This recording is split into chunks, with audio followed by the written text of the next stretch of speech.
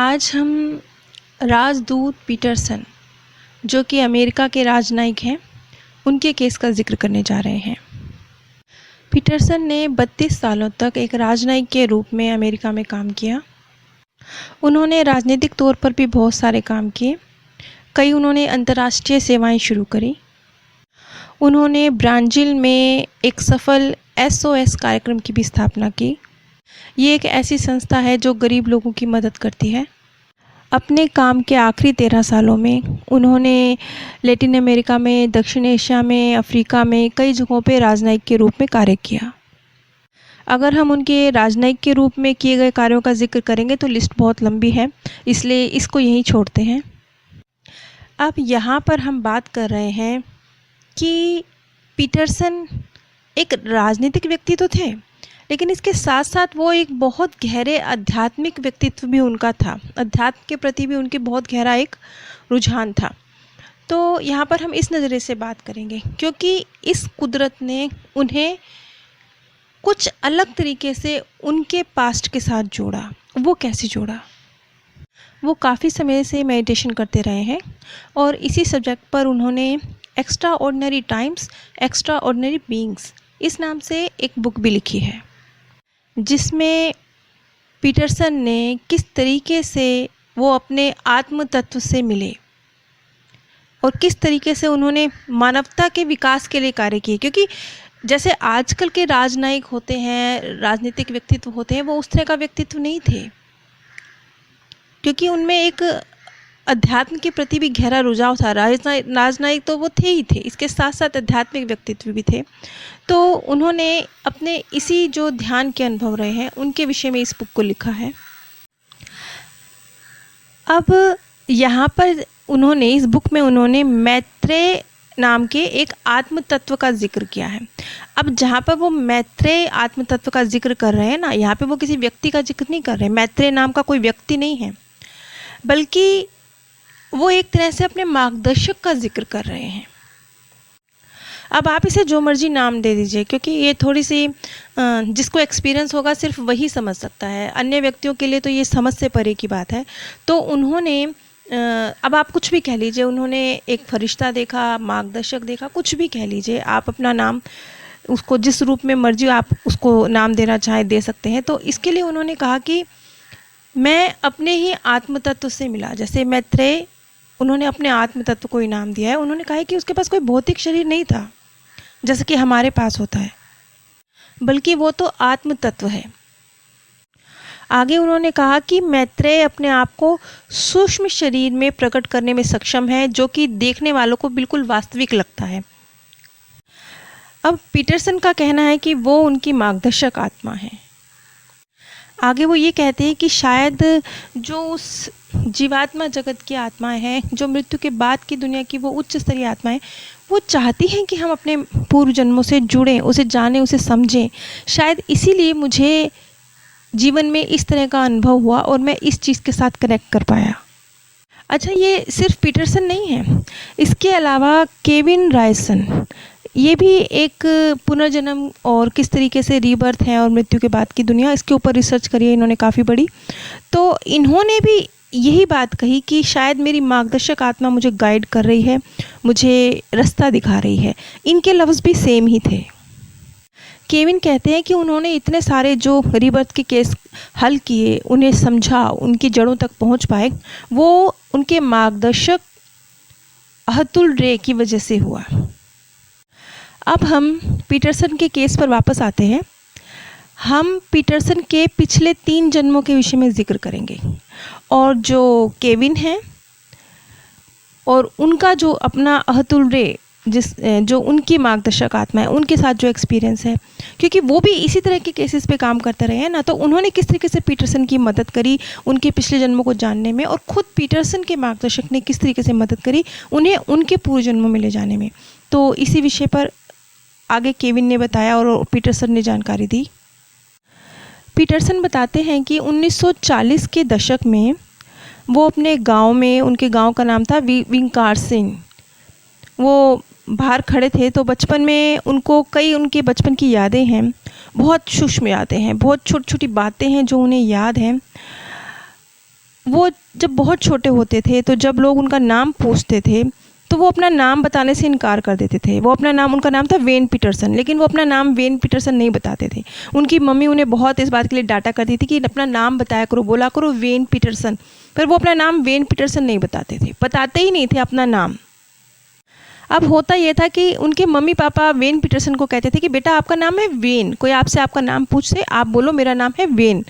तो वेन तुरंत कहता था नहीं मेरा नाम वेन नहीं है, मैं वेन पीटरसन नहीं हूँ। ये जवाब होता था छोटे से बच्चे का। इस पर उसके मम्मी पापा ये भी कहते थे कि ठीक है तुम्हें अगर वेन पीटरसन नाम नहीं पसंद तो अपना नाम बताओ, कोई और नाम रखे तुम्हारा। तो वो दूसरा नाम भी नहीं बताते थे। बचपन में वो कहते हैं कि मुझे नहीं पता था मेरा दूसरा नाम क्या है, लेकिन उन्हें ये लगता था कि मेरा नाम ये तो नहीं है, मेरा कोई और नाम होना चाहिए। लेकिन एक नाम था जो अक्सर उनके दिमाग में कौंधा करता था, वो नाम था फ्रांसिस्को फोस्कैरी। ये नाम अक्सर उनके दिमाग में कौंधा करता था, लेकिन ये नाम वो ले नहीं सकते थे क्योंकि ये एक इतालवी सभ्यता का नाम है। ये उनके क्षेत्र में उनकी जो संस्कार है, सभ्यता है, उसमें रखा जाने वाला नाम नहीं था। खैर, जब वेन पीटरसन 12 साल के हुए तो उन्होंने आखिरी डिसीज़न ले लिया कि अभी नहीं, क्योंकि वो 18 साल के नहीं हुए थे, वो 12 साल के थे उस वक्त। उन्होंने कहा कि जब मैं 18 साल का हो जाऊंगा तो मैं लीगली अपना नाम चेंज करके फ्रांसिस्को फोस्कैरी ये रख लूँगा। अब जैसे एक एज ग्रुप होता है जिसमें बच्चे फिल्म स्टार्स की नकल करते हैं एक टीन एज की उम्र में, तो वेन पीटरसन बताते हैं कि उस उम्र में भी मैं फिल्म स्टार्स की नकल नहीं करता था, बल्कि मेरा ध्यान क्या रहता था, मेरा नाम मुझे बदलना है। और ये नाम ऐसा था जो उनके समुदाय में रखा नहीं जाता, मुझे अपना नाम बदलना है। और वो अपने बालों का कलर काला कर लेते थे, उनके बाल गोल्डन कलर के थे तो वो उसको ब्लैक कलर का कर लिया करते थे, और जिस पर उन्हें डांट पड़ती थी घर से।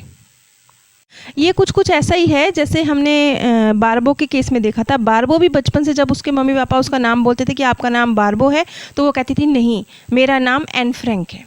बस इस वेन पीटरसन के केस में इतना सा फ़र्क है कि वो ये नहीं कहते थे कि मेरा नाम फ्रांसिस्को फोस्कैरी है, बस वो ये कहते थे कि मेरा नाम वेन पीटरसन नहीं है। खैर, उस वक्त तक तो उन्हें कुछ नहीं पता था। बाद में जाके उन्हें पता चला कि ये फ्रांसिस्को फोस्कैरी, ये नाम जो उनको अपनी तरफ आकर्षित करता है, ये उनके पूर्व जन्म का नाम है। यहाँ पर यह बात महत्वपूर्ण है कि कुछ भी याद नहीं है वेन पीटरसन को अपने पिछले जन्मों का, और ये भी नहीं पता कि मैं इस नाम के पीछे क्यों भाग रहा हूँ। खैर, वक्त गुजरता गया, साल बीतते गए और वो बड़े हो गए, और उसके बाद वेन पीटरसन ने अमेरिकी राजनयिक सेवा में शामिल होने का फ़ैसला लिया। जब वो वेनिस गए अपनी जॉब के टूर पर, तो उन्होंने बताया कि उन्हें कुछ डेजा वू जैसी फीलिंग्स आईं। उन्हें ऐसी फीलिंग्स आई जैसे वो पहले वहाँ जा चुके हैं, वो इस जगह को जानते हैं। वेनिस को लेकर उनके मन में इस तरह का ख्याल आया, जबकि वो पहले वहाँ कभी गए नहीं थे। यहाँ तक कि पहले बचपन में कभी उन्होंने कोई बहुत ड्राइंग भी नहीं की थी, कोई ड्राइंग क्लासेस उन्हें नहीं दी गई थी, कोई उनके स्कूल में कोई ड्राइंग एक महत्वपूर्ण सब्जेक्ट नहीं था, लेकिन वो बड़ा अच्छी ड्राइंग कर रहे थे। यहाँ पर आके उन्हें एहसास हुआ कि वो तो बड़े अच्छे पेंटर हैं, और ख़ास तौर पर जो वास्तुकला है, इमारतों की वास्तुकला, उसके चित्र तो वो बखूबी बनाते थे। लेकिन कोई ख़ास बात भी थी, क्योंकि वो ना मेनली सिर्फ वेनिस से रिलेटेड इमारतों के चित्र बनाना ही पसंद किया करते थे।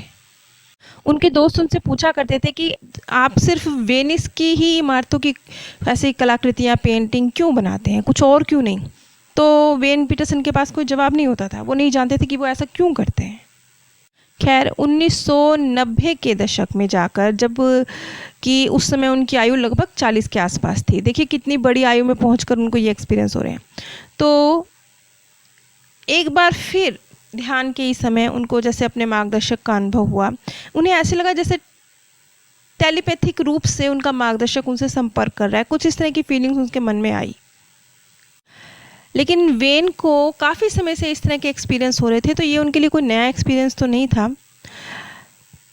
आगे वो बताते हैं कि एक दिन उन्हें ऐसा एहसास हुआ जैसे कि मैत्रेय, उनका मार्गदर्शक, वो उनसे पूछ रहा है कि क्या तुमने अपना पिछला जन्म देखना है? तो इस पर वो जवाब दे रहे हैं हाँ। बस उसके बाद ध्यान के ही समय में वेन के मन में जैसे उनके पिछले जन्मों के दृश्य चलने लगे हों, इस तरह से जैसे वो फिल्म देख रहे हों, ऐसा कुछ उन्हें एक्सपीरियंस हुआ। उन्होंने देखा कि वो एक पुराने से घर में घूम रहे हैं और वो अच्छी तरीके से उस घर के रास्ते को पहचान रहे हैं, जान रहे हैं, मतलब कोई अनजाना सा घर नहीं है, उसके सारे रास्ते, सब एरिया उन्हें पता है। उन्हें ऐसा भी लगा कि जैसे वो किसी चीज़ की सवारी कर रहे हैं, और भी कई चीज़ें हैं जो उन्होंने अपने पिछले जन्म से रिलेटेड देखी। आगे वो बताते हैं कि उन्होंने स्पष्ट रूप से एक घर को देखा और उन्हें साफ ये बात का एहसास हो रहा था कि जो घर वो देख रहे हैं वो उस घर के मालिक हैं, खुद वो ही मालिक हैं उस घर के। आगे फिर उनके मन में एक फीलिंग्स पैदा होनी शुरू हुई। उन्होंने महसूस करना शुरू किया कि वो अपने आप को ही देख रहे थे कि मैं एक लंबा सा लाल रंग का एक अचकन पहना हुआ, लंबा सा चोगा पहना हुआ, एक कुछ इस तरह की उनकी पोशाक थी। उस टाइम तो उन्हें पता नहीं था, जब ध्यान में उन्होंने अपने आप को इस तरह की पोशाक में देखा, लाल रंग की ब्रोकेट वाली एक ड्रेस में उन्होंने अपने आप को देखा, लंबी सी। लेकिन बाद में उन्हें पता चला कि ये वेनिशियन सिनेटरी की एक आधिकारिक पोशाक हुआ करती थी उस ज़माने में। वो पोशाक जिसको पहना हुआ वो अपने आप को ध्यान में देख रहे थे। इसके आगे भी वेन ने देखा, उन्होंने देखा कि वो जिस घर में है, वो बड़ी सी इमारत है, वो खिड़की से बाहर देख रहे हैं। खिड़की के बाहर उन्होंने देखा कि वो अपने घर की दूसरी मंजिल पर है इस वक्त, और उनके घर के बाहर एक नहर है। फिर उन्होंने आगे बहुत डिटेल में अपने घर को देखा। उन्होंने देखा कि एक दीवार है उनके घर की, एक छोटी सी सड़क है, उससे वो उनको अलग कर रही है। एक सफ़ेद पुल है, उनके उस नहर पे सफ़ेद रंग का पुल है जो कि छोटी सी उस नहर के ऊपर है। और वेन के घर के निचले के हिस्से में कोई औरत है जो बातें कर रही है और वो इतावली भाषा में कुछ बोल रही है। वो समझ रहे थे, उनको पता चल रहा था कि ये इतावली भाषा है, जबकि वो अपने इस बर्थ में इतावली भाषा जानते ही नहीं है। लेकिन ध्यान में जब वो सुन रहे थे तो उन्हें समझ में आ रहा था ये इतावली भाषा में बात कर रही है, ये क्या कह रही है।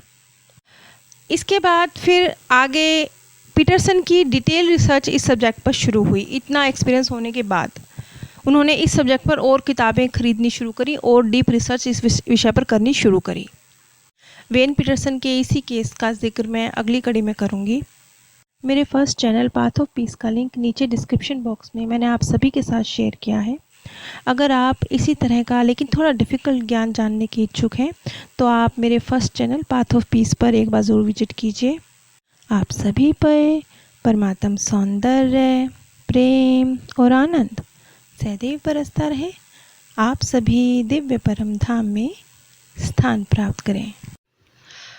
आज हम राजदूत पीटरसन